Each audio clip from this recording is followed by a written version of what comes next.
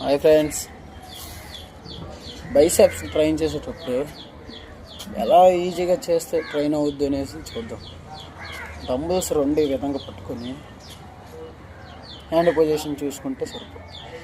ఇలా పెట్టి చేయకుండా కొంచెం ఇలా పెట్టి చేస్తే ఇంపెట్ బాగుంటుంది.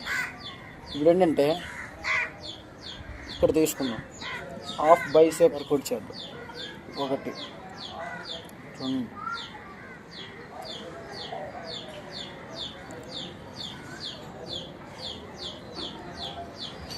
ఇలాగా 12 చేయాలి, గ్యాప్ ఇవ్వకుండా.